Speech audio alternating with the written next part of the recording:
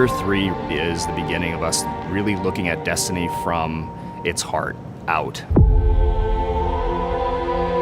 We want to build Destiny for its core fans. We want to make sure that we're building it for the people who love it.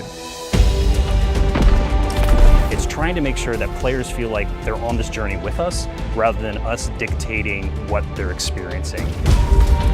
Sometimes you feel like the events of the world happen, and sometimes you feel like you make the events of the world happen.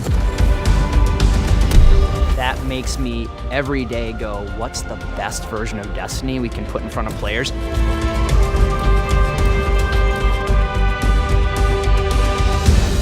The real thing I think we're doing this year is telling our players where we're going. Like, we're saying, hey, we're back. This is the 5-year vision for the game.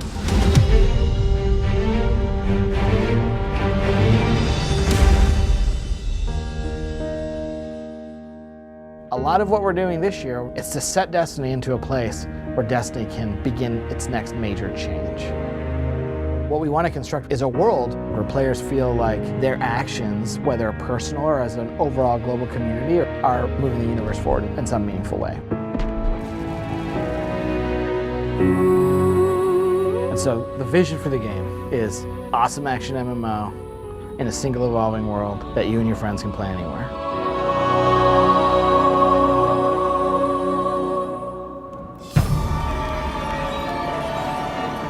Shadowkeep is this first step to where we want to get to. Eris is going to make a discovery, and the discovery she makes is really important to where Destiny's going. Before us lies a dark remnant of their existence. Players are going to be called back to the moon, a place that they're very familiar with if they were players in Destiny 1, but they're going to find that it's been changed. And part of the game is understanding what changed it, and what has Eris discovered here. And what does it mean for the world, not just in the context of right now, but what does it mean for the game in March, and what does it mean for the game a year out? You're all insufferable! Save your torment for someone who gives a damn! You're gonna discover that you're plagued by these nightmares. Nightmares are manifestations of trauma of guardians who have come back to the moon. They even go further and become enemies that are from the past, that are now real again. Shadowkeep is not just a destination with a new set of missions on it. Shadowkeep is a transition for the entire solar system of how you play the entire game.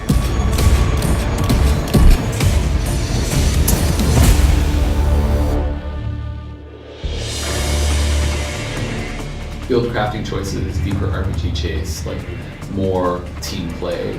One of the first things we set out to do with Shadowkeep was deepen the character sheet. He was implementing some of the feedback you got from Sheik. That led to all the changes that we made to Armor. Armor 2.0 is really all about making every slot on your character sheet have an impact. Stats are back, there's like more stats than ever. We overhauled the mod economy. There's going to be a bunch of mods that you can get for your finishers. There's a whole new crop of weapons that are coming out. There's new seasonal weapons to earn. There's the new Shadowkeep, Astro Shaman-y weapons.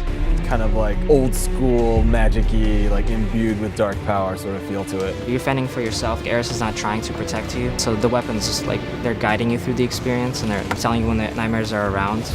We actually have it set up that when you're near the nightmares, like they have a bit of this like, almost like you can see through them or there's some glowing inside.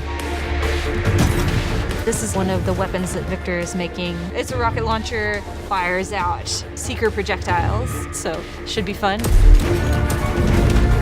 You're gonna learn a bunch of cool stuff about Eris and this nightmare problem around the solar system, but you're gonna build a bunch of cool rewards. And then, if you don't get roles that you like, you're gonna go back to the rune table and you're gonna make more. And that's part of being a Shadowkeep player. It's building your character your way.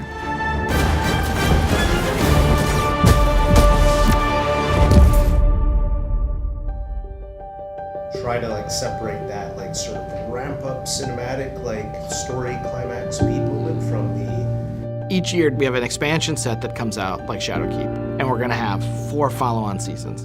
And the expansions themselves are meant to be an anchor that is gonna set that arc in a place. That growth, evolution, change, that's the stuff that manifests in the seasons. So we evolved the season pass. one of the biggest changes from the seasonal model you'll see from the annual pass is that we're focusing a lot more on how the seasons actually connect to one another. We want to make sure we're actually threading a narrative that players can follow starting in Shadowkeep. We're going to start telling one continuous story. You want it to be meaningful. You want to understand, like, why was I sent there? We're actually trying to set up this concept of the season being something that occurs and you want to be there and you want to experience it. The players are moving the world forward. They're making an impact. They're leaving that resonance in the world itself.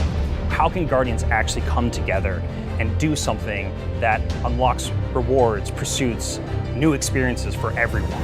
We want a universe that's dynamic and changing. It's a universe where you can have memories. You can say things like, I was there when.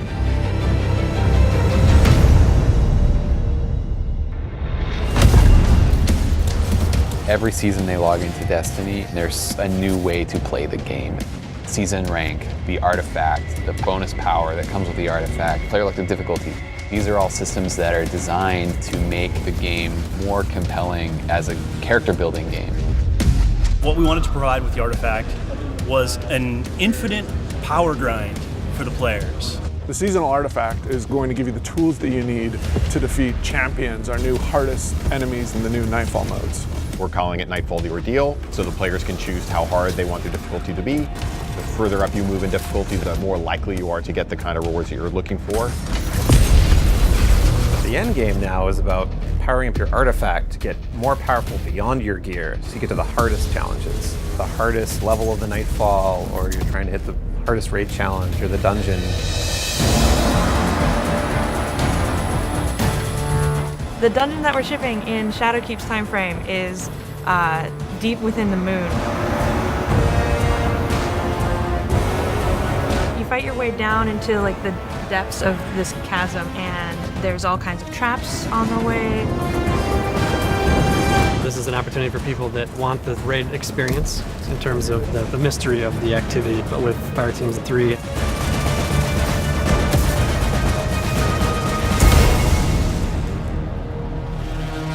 Charging you up, Lars. Get in there.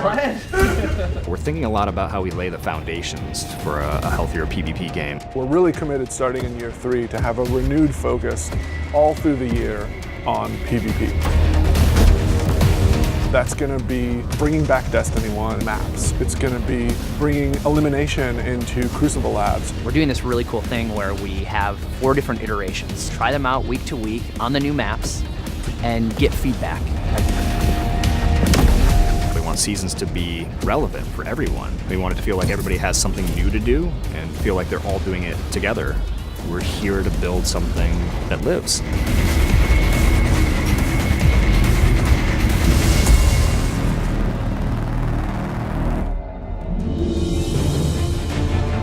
Season of the Undying is when the Vex start invading from the Black Garden.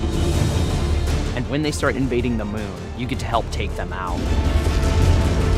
Over the course of that 3-month period, you're going to be getting more powerful, stronger, and then eventually you're going to stop that invasion. The story that we're telling is about the impact that the Vex can have on the whole solar system if we leave them unchecked. It's really going to kick that Act 1 of Year 3 off. And then Season 8 gets going with a raid, Vex offensive, we've got nightmare hunts, exotic quests, explore the moon, new strikes, new PvP maps. There's just so much going on, no matter what kind of player you are. Season 8 is the catalyst. Season 9 is really where things start to build, and then Season 10 is where things start to get pretty intense, and then Season 11, everything is going to come together, and you're going to want to be there to see it happen. It's going to be like no other time in Destiny.